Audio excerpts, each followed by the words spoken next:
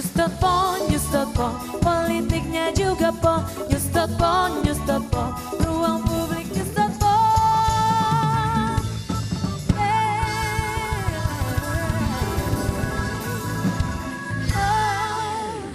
Ya, terima kasih Anda masih bersama kami pemirsa di News.pol dan kita sudah berganti tema. Di tema kita yang kedua, kita akan bahas ini soal beasiswa Super Semar. Mungkin bertanya-tanya kenapa harus dibahas beasiswa Super Semar? Apa sih sebenarnya menjadi masalah?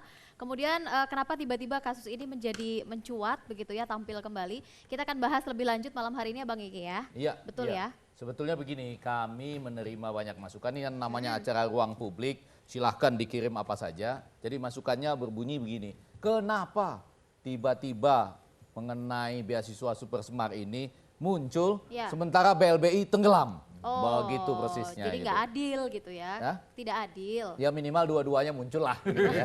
Kan kita memberi kesempatan kepada semua orang dan isu tampil di sini. Ini Iwal kelihatannya membela ini ya.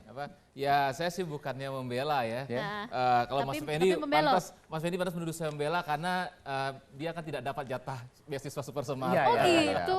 Enggak, belum pernah. Masing-masing bisa dapat dari berbagai beasiswa. Saya kebetulan dapatnya dari yang lain-lain. Ya, saya sedikit membela karena yang saya punya nih daftar-daftar penerimanya kayaknya nggak bersuara. Jadi saya harus mensuarakan. Ini orang-orang top juga banyak yang menerima ini ya. Nanti saya akan sebutkan satu persatu ya. Nanti ya. Saya perkenalkan terlebih dahulu ada Pak Subagio di sini selaku Ketua Yayasan dari Super Semar ya. Selamat malam Pak. Malam. Terima kasih sudah hadir malam hari ini. Nanti bisa cerita banyak ya Pak ya. Ini kayaknya contekannya udah banyak nih. Iya kan. Kemudian ada juga Pak Sasmito Hadinegoro dari Sekjen API ya begitu ya. Selamat malam. Kemudian kasih tahu API itu apa? Asosiasi Pembayar Pajak Indonesia. Asosiasi Pembayar Pajak Indonesia. Kenapa harus ada kaitannya sama pajak? Ya kan? Nanti kita akan bahas. Kemudian ada juga Pak Dedi Jamaluddin Malik. Selamat malam. Ada Babe Ridwan Saidi. Oh sudah ya tadi saya sapa di awal ya. Kemudian ada Bang Ucok Kadafi. Selamat malam juga. Terima kasih sudah hadir pada malam hari ini. Kita langsung buka aja deh kenapa kasus ini menjadi ramai, menjadi mencuat dan masyarakat jadi protes nih. Kenapa sih kok kasus ini jadi dimunculkan kembali? Pak Sasmito dulu deh. Pak Sasmito ya sebagai orang yang mewakili pembayar pajak. Ya. Nggak tahu ya, mudah-mudahan semua orang makin mulai terwakili oleh beberapa asosiasi ini ya. Itu kan Kejaksaan Agung ya yang mengangkat kasusnya gitu ya. Komentar Pak Sasmito? Jadi begini Bung Effendi Ghazali.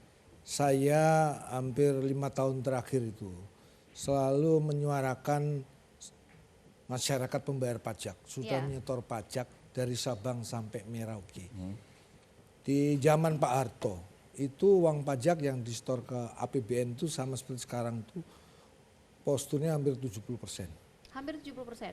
Ya, nilai yang sebesar itu dulu di zaman Orde Baru 60% uang pajak yang disetor rakyat itu dari total di APBN yang nilainya 7% itu kembali untuk yang namanya anggaran pembangunan.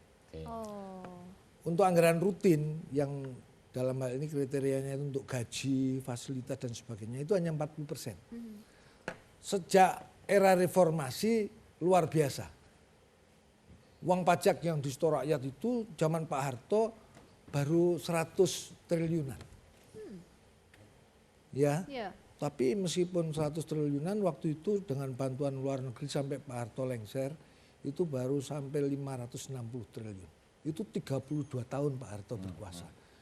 Tapi begitu era reformasi hebat sekali. Anggaran tadi yang 70%-nya itu dari pajak. Itu kalau dulu 60% itu dipakai untuk kepentingan pembangunan, sekarang terbalik. Yang untuk pembangunan ini hanya tinggal 20%. Yang 80% itu dipakai untuk gaji DPR yang sekarang gede-gede. Tapi belum masuk ke masalah kita nih ya Pak. Jadi kalau kembali kepada beasiswa Super Semar tadi, uang-uang yang dikumpulkan tadi di pool ke Yayasan Super Semar, itu terpisah terus dibagikan untuk beasiswa.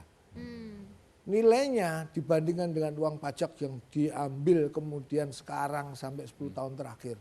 Hampir 600 triliunan dalam mega skandal BLB itu justru dipakai sedekah. Membayar subsidi bunga obligasi rekapitalisasi pemerintah ex BLBI kepada bank-bank yang untungnya itu sudah triliunan. Jadi, kalau tadi mau untuk dipersingkat, jadi kalau ini dibandingkan dengan BLBI, kata Pak Sasmito, BLBI itu sampai detik ini setiap tahun negara harus membayar Puluhan triliun. dendanya ya. Iya. Kalau menurut Bapak Rizal Ramli itu dia mengatakan setiap tahun negara harus bayar 60 triliun dendanya saja. Saya kan bunga. Iya, Itu bunga. Jadi bunga itu 60 triliun itu karena dari total obligasi rekapitulasi pemerintah yang ini dapat dikategorikan rahasia. Saya itu dibilang membuka rahasia Menteri Keuangan. Enggak tuh Rizal Ramli udah bicara di mana-mana enggak rahasia. Iya, tapi malah habis bicara gitu diangkat jadi menteri. Nah. Bapak karena nggak bicara jadi Bapak nggak diangkat jadi menteri nih. Saya itu justru membukanya lebih keras. Iya. Karena jadi setiap tahun 60 triliun ya kira-kira gitu. ini bunga untuk obligasi rekapitulasi yang sebetulnya fiktif. Ya. Realnya obligasi rekap itu waktu Bambang Subianto turun zaman era Habibie hanya 210 triliun. Ini kemudian di mark up pada era pemerintahan Megawati jadi 640 triliun. Jadi yang 430 triliun itu patut diduga. Itu merupakan rekayasa. 430 triliun yang fiktif, yang realnya itu yang 210 triliun. Karena pada suatu hari menurut kawan saya yang pejabat Ditjen Moneter yang mengelola itu ada perhitungan di mana yang 210 triliun real tadi ditambah 430 triliun karena pemerintah tidak punya uang itu hanya dikeluarkan piutang pura-pura, surat utang negara yang bodong ditulis. Itu dijual ke Bank Indonesia. Terus Bank Indonesia seolah-olah mentransfer duit ke Menteri Keuangan. Ini nggak terlalu gampang juga loh, Wel, dipahami oleh rakyat. Tapi saya kalau mau nanya, Bapak pernah lapor KPK nggak?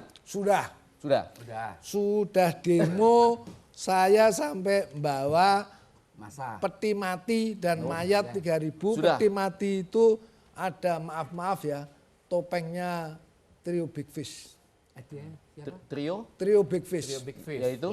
Yaitu maaf ya, patut diduga para menteri keuangan 2003 sampai 2013.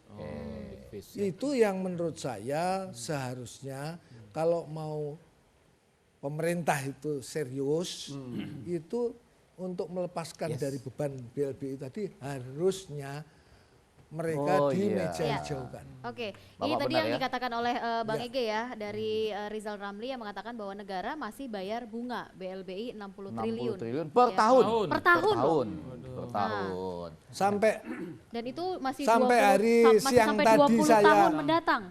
Di istana ikut upacara sempat ketemu dengan ketua OJK Mulyana Mandat. Saya tanya, gimana itu kok masih dibayar bunga obligasi rekapitulasi pemerintah yang bodong? Iya Pak, nanti pelan-pelan harus dikurangi. Artinya itu real. Sekarang ke ini dulu ya ke Pak. Enggak, sedikit aja sebelum itu. Jadi saya hanya ingin memberitahu kepada seluruh rakyat Indonesia, uang Anda setiap tahun minimal buat bayar bunga obligasi. Bunganya 60 triliun ya. Jadi Anda luar biasa. Anda ikutan berpartisipasi menyumbangkan setiap tahun 60 triliun untuk BLBI. Ini tepuk tangannya nggak bener Bentar ya. Ini tepuk tangannya nggak bener nih. Mas Effendi ini emang paling bisa untuk kan gini ya masalah BLBI 20 triliun itu ya kan maksudnya gini. Kan memang kalau nggak dibayar bunganya gimana? Kan harus dibayar kan bunganya kan. Begini, Jadi Mas. setiap pemerintahan itu kan punya ini Pak, punya suatu apa disebut dengan power kekuasaan untuk bisa menangani masalah ini. Ceritanya yang penting Anda ketahui semua dan itu belum pernah disebutkan. Nah ini belum pernah Pak ya? Belum pernah. Saya bersiap dulu, Itu Pak. ada rekayasa surat utang yang fiktif tadi dijual ke luar negeri. Kalau ke BI mending. Jadi tadinya mestinya non tradable. Nah, pada waktu saya mendemo ini keras sampai saya dengan Pak Kekianggi dan Edi Swasono audiensi kepada Marzuki Ali, Ketua DPR. Ini tanggal 7 Juni saya sudah laporkan ke Kejaksaan Agung, Basri Arif. 11 Juninya saya ke Pak Marzuki Ali. 25 Juli SBY mengatakan supaya BLBI dituntaskan agar tidak meninggalkan beban generasi yang akan datang. Persoalannya yang tadi, ini surat utangnya ini dijual ke luar negeri.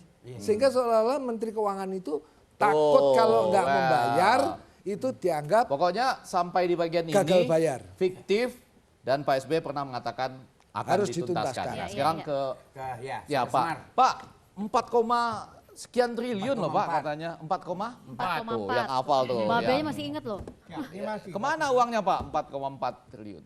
Masih Pak Fendi. Jadi Ibu sekalian, saya ingin awal mendirikan Yayasan Super Semar itu Pak Harto selaku Presiden memahami bahwa pemerintah belum mampu memberikan pendidikan dengan baik seluruhnya. Ya. Oleh karena itu dirikan Yayasan Super Semar. Awalnya dana itu tentunya dari masyarakat yang bersimpati. Nah, dari awal dikumpulnya uang dari masyarakat, kemudian dimulai dari perguruan tinggi UI, ITB, IPB, Gajah Mada, Brawijaya, Erlangga, dan Semarang. Semarang, Undip. Nah, rektor diminta datang, kemudian beliau mengatakan bahwa telah mengumpulkan dana dari masyarakat, sudah saya masukkan ke bank, inilah hasilnya, tidak bagi kepada 6 perguruan tinggi, yang kemudian dibagikan. Awal pertama diberikan tahun 75, 12.500. Uang itu ternyata berkembang. Saya kebetulan termasuk orang yang membantu. Jadi perjalanannya itu banyak masyarakat yang tentunya datang dengan syarat, misalkan saya mau membantu tapi diterima sendiri oleh Pak Harto. Saya bilang dikumpulkan dulu, nanti beberapa yang sudah datang baru ketemu dengan Pak Harto. Saya lapor beliau, Ya. ya itu kan kepengen potret sama saya. Bangga Pak. Nyumbang terus kepengen potret. Ya, ini Pak, perjalanan. Iya. Tapi garis besar bahwa uang dikeluarkan oleh peraturan pemerintah waktu itu nomor 15 tahun 76 Ya. dan Menteri Keuangannya Bapak Ali Wardana, Ali Wardana. keluarlah tindak lanjutnya Keputusan Menteri Keuangan nomor 333 tahun 78 tanggal 30 Agustus sebagai tindak lanjut peraturan pemerintah. Dikeluarkanlah 55% dari sisa laba yang sudah dikena pajak. Dari 5% itu 2,5%-nya lah disumbangkan kepada Yayasan Super Iya, Semar. Super Smart. dari tahun 78 sampai dengan akhir tahun 89, mau 9, terkumpul 309 miliar 200 juta rupiah. 309 miliar 200 juta rupiah terkumpul ya. Terkumpul. Yang dikeluarkan Yang buat dikeluarkan membeli beasiswa. sampai dengan tahun 2014 706 miliar 283 juta 16 ribu sekian. Dan sekarang alhamdulillah masih ada dana yang tersedia. Oke. Nah, kembali pada masalah dolar, karena mungkin dalam siaran kan ada dolar. Ya. 420 juta US dollar itu adalah resmi pinjaman Yayasan Super Semar dengan PT Bukit Trimulya. Oke. Dengan perjanjian, dengan kasih. Nah, itulah yang ditempatkan di beberapa perusahaan. Ya. Itu maksudnya. Itu bukan uang dari Bukan uang negara. Ada buktinya ya? Ada buktinya. Oke, Pak Bapak ini Sasmito saya potong terlebih dahulu Karena ya Pak. Saking semangatnya, ada buktinya. Oke, ditahan dulu semangatnya karena saya Kita harus kayak Ucok break. tadi, kita Iya, break. baik kita harus break terlebih dahulu. Pemirsa ada jangan kemana-mana, tetap bersama kami di Just.com. Nah, ini yang di pos audit adalah BUMN-nya. BUMN itu memberikan 5%. Tapi dalam tuntutan itu 5% itu masuk ke dalam Super Semar. Tapi ya coba baca tuntutannya lagi. Gak punya apa-apa tapi banyak cinta. Hidup bermewah-mewahan, punya segala